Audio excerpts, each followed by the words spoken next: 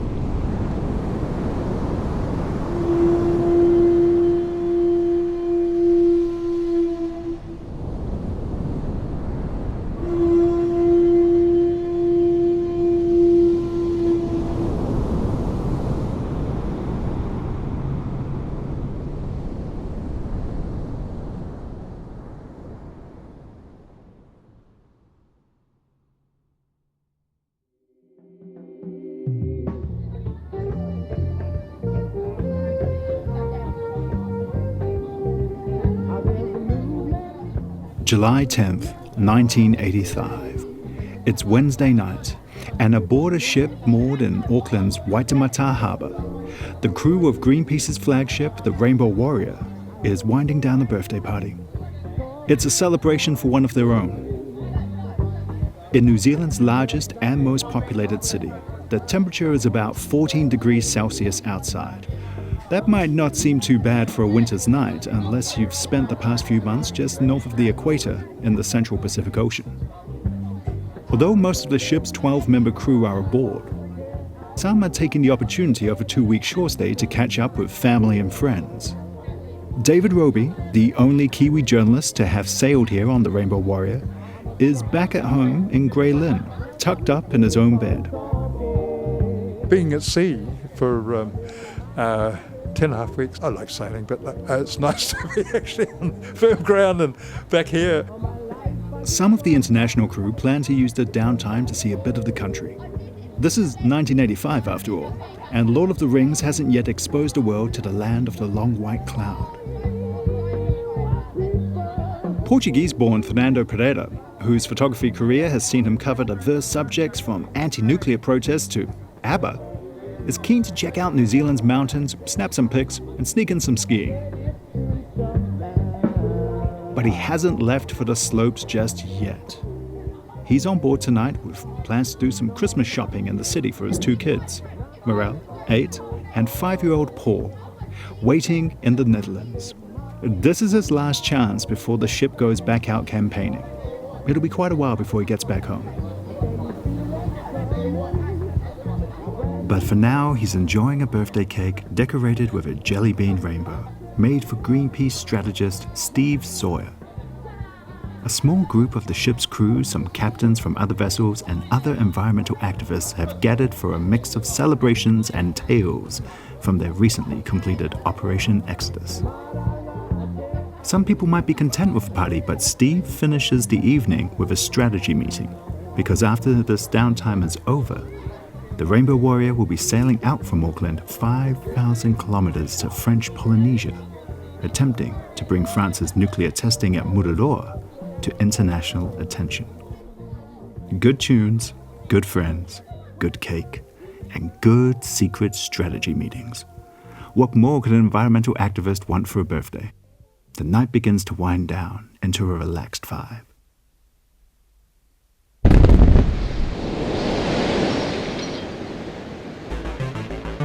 At 11:50 p.m., a massive sound rocks the ship. Glass shatters as the lights go out. Confusion. The loud bang seems to have come from the engine area. Some think they must have been hit by a tugboat. The sea is rushing into the engine room, pouring over the main deck. The ship is sinking, fast. Above, frightened partygoers rush for the wharf, but Fernando Pereiro yells that he's going below to get his cameras. He disappears below deck. Then, a second explosion, 2 minutes after the first, this time near the stern. Captain Peter Wilcox orders everyone to abandon ship. It's a scramble to get off onto the dock. Some dive into the water and swim for safety. No one is sure who was on the boat and who made it off. It's chaos. People are yelling, crying. All they can do is watch, heartbroken, as the old fishing trawler, their home for the last few months, slumps into the dark waters of the harbour, bubbles rising to the surface. That's when Davey Edward, the chief engineer, came up to me and said, well, Fernando's down there. And I remember arguing with him about it, thinking, oh, come on, Fernando's gone into town. That's what he always did. Davey shakes his head, adamant. No, he said. Fernando is down there. Photographer Fernando Pereira, the man responsible for documenting the trip, photographing Greenpeace actions as they go, is still on board. For ABC Radio Australia and RNZ, I'm James Nokise, and this is the last voyage of the Rainbow Warrior. It's a story you might think you know, but trust me, you don't know the half of it. In this series, we're following the final mission of Greenpeace flagship in a little-known part of the Pacific just weeks before its tragic sinking. This is a series about the Pacific, about people, about land and sea, and the way they're all interconnected. This is Episode 1, The Other Cold War.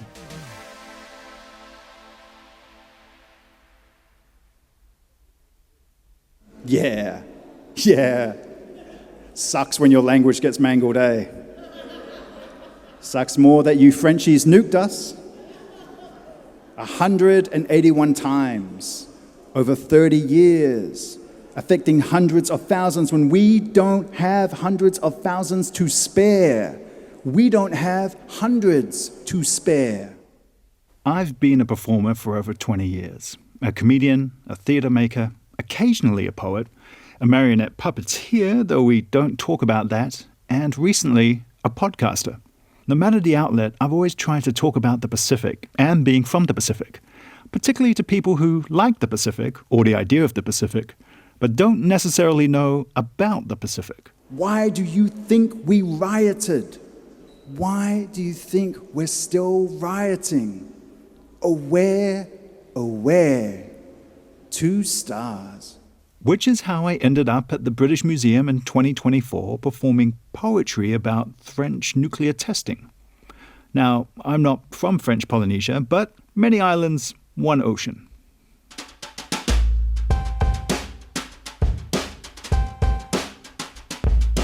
My parents are immigrants to Aotearoa, New Zealand. My mother arrived in the 80s from Margaret Thatcher's UK. Mum was a children's librarian whose family came out of the Welsh working class in Swansea.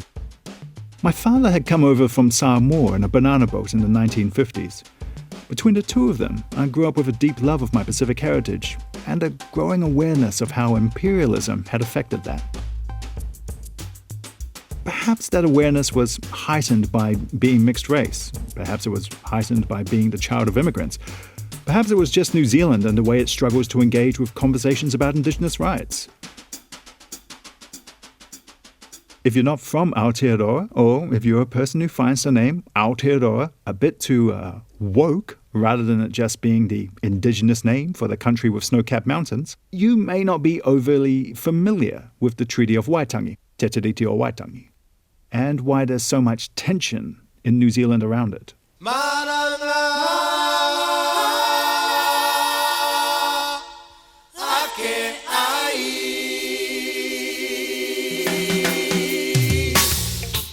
The treaty was signed in 1840 and sets up a partnership between equals, an acknowledgement that the Maori people have ownership of the land. And after it's signed, nothing goes wrong, and it's perfect.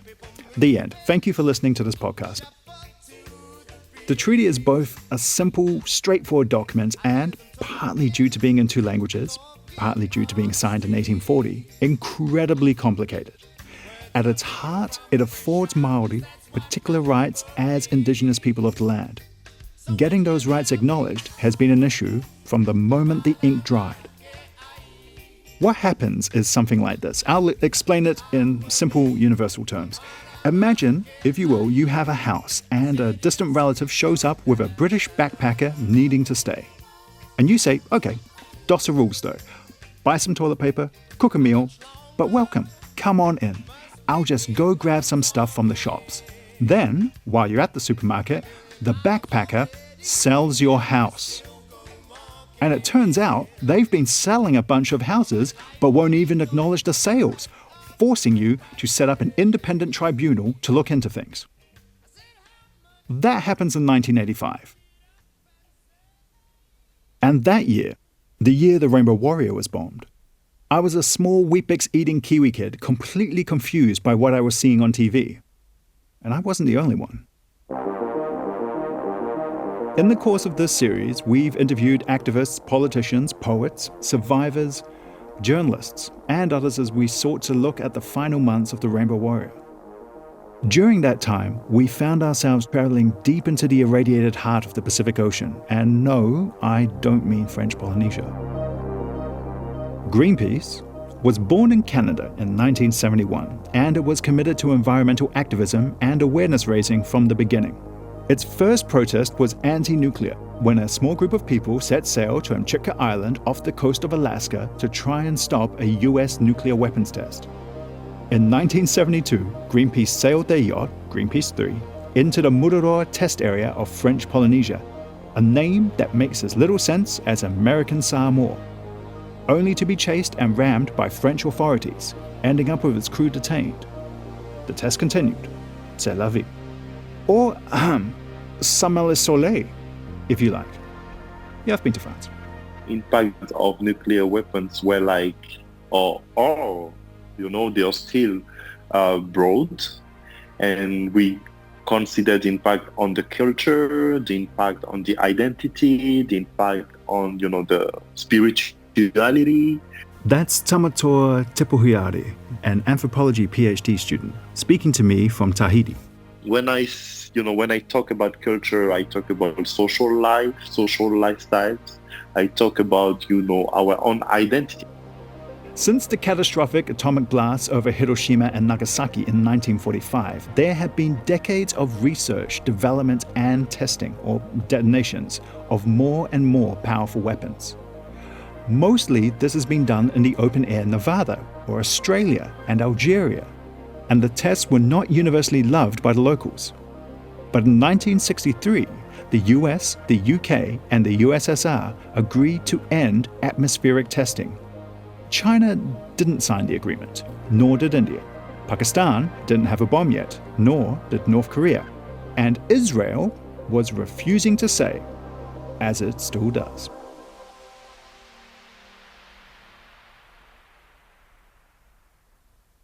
But what of the French? Well, they went, meh, no. We'll do what we want, mon ami. You don't have the Russians on your doorstep. France had been testing their weapons in the Sahara Desert because if you can't nuke one of the world's largest, hottest deserts, where can you nuke? Well, after they were booted out of Algeria in the mid-60s, they decided maybe they should try the world's largest, wettest ocean, and shifted focus to the Pacific. They resumed atmospheric testing in 1966 at Mururoa. It was a bold and confusing choice for a country that held up environmentalist Jacques Cousteau as a cultural icon.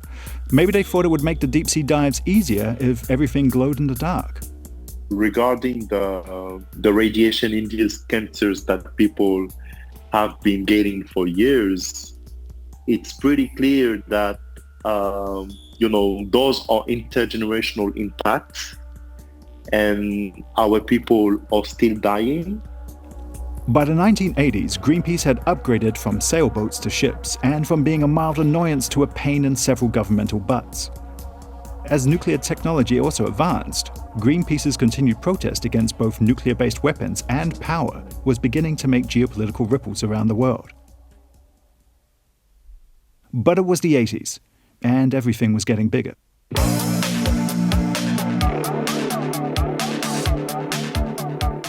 People alive between 1980 and 89 often cringe at the excess of the decade.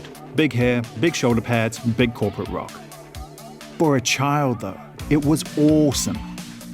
Yes, there was a sort of emptiness about it, but for kids like me, it was all about big robots, hello Voltron, big vehicles, also Voltron, big toys, again Voltron, big wrestlers, not Voltron, a movie called Big guns, and with the biggest explosions. And no explosions were bigger than nuclear ones. Even a child knew that. That's why the biggest countries had nukes, and lots of them. The United States had anywhere between 21 to 23,000 nuclear weapons. The USSR had around 39,000. The UK had a couple of hundred, and France had 360. Films were set in post-apocalyptic wastelands, cartoons had nuclear-affected mutants, and as political rhetoric escalated, you could see how an anti-nuclear movement and Greenpeace's efforts might just gain a following. New Zealand, though, kept things small. Not much in the way of hairspray and shoulder pads. Heaps of us were still in bucket hats, sandals, and socks. Many still are. And as for nukes, we didn't want them either. Like Greenpeace, New Zealand was definitely swimming against the tide. In Waitemata Harbour in 1985, the crew of the Rainbow Warrior mocked, criticised, threatened, detained for its anti-nuclear stance by other countries should have been more than safe. In that harbour, in that city, in that country, Greenpeace's anti-nuclear argument wasn't just tolerated, it was understood.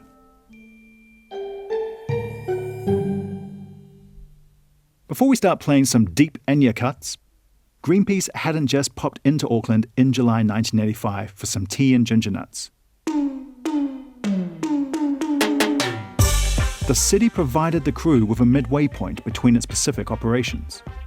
There's a lot of nuclear history in the Pacific, much more than people, I think, really know or understand. This is Bunny McDiarmid, a Kiwi and Rainbow Warrior crew member. And the legacy of what's gone on in the Pacific in terms of nuclear issues has a very, very long tail.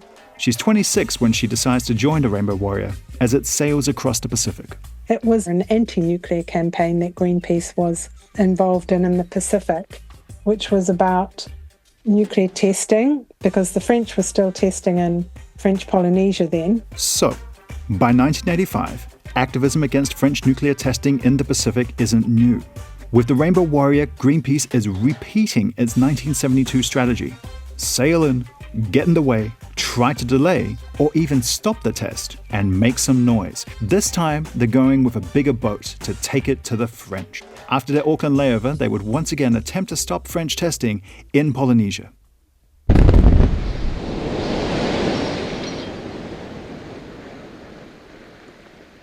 Of course, they never got there.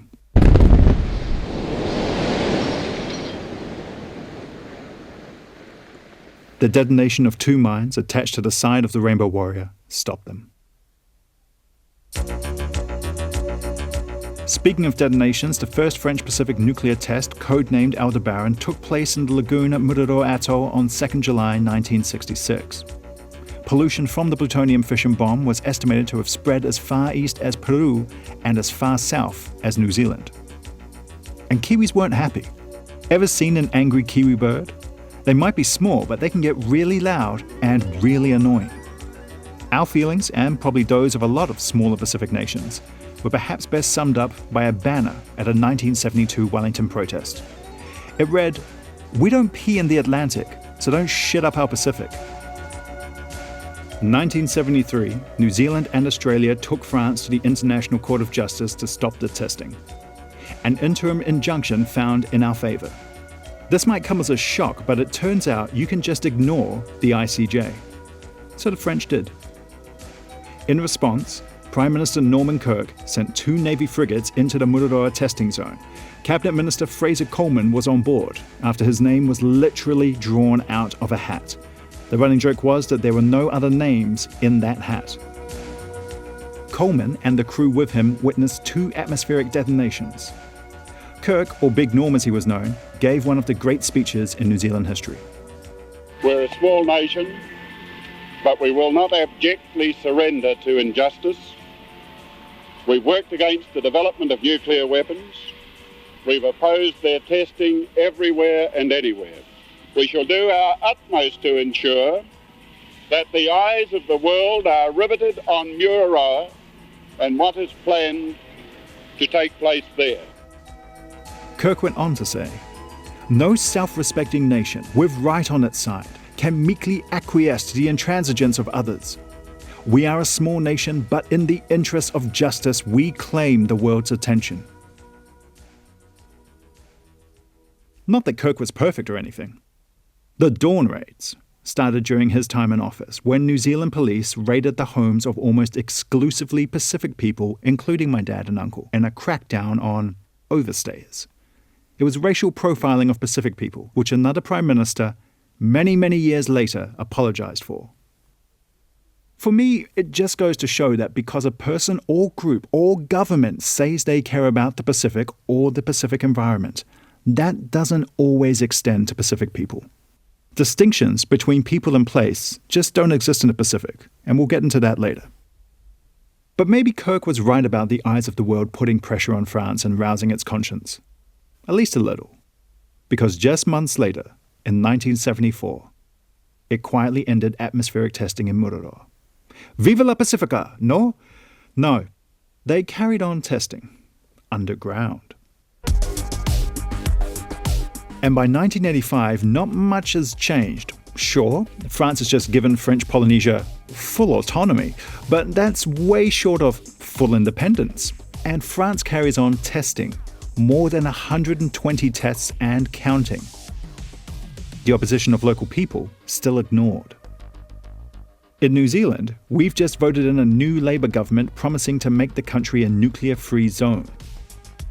It feels like nuclear issues matter, and even small countries have a voice. But then, boom.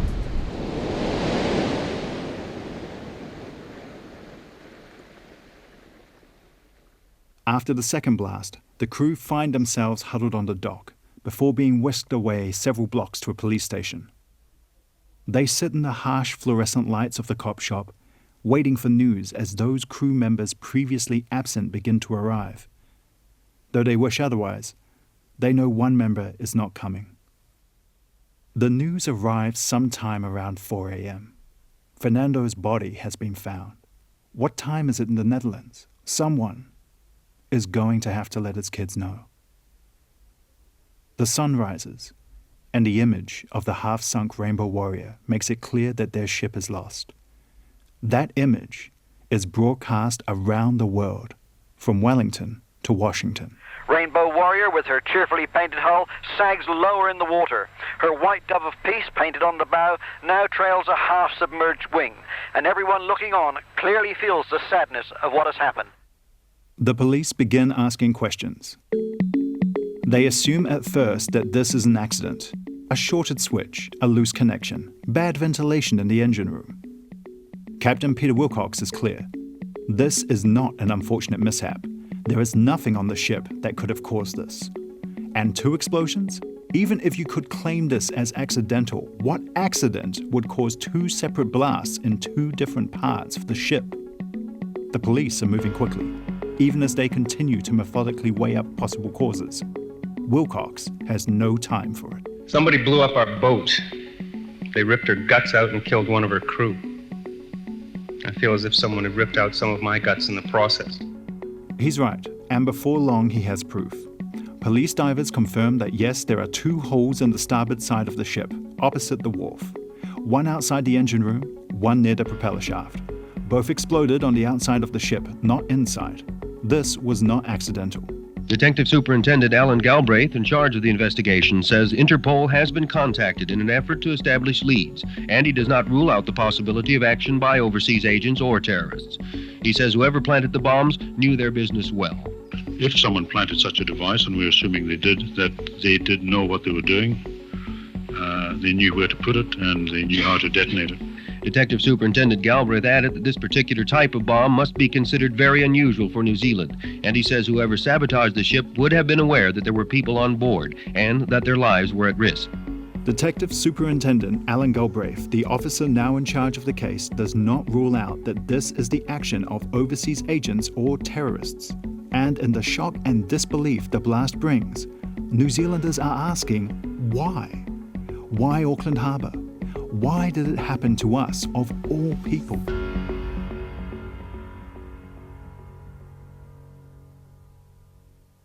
If you've met New Zealanders, you'll know we have an incredible strength that can also be a bit of an Achilles.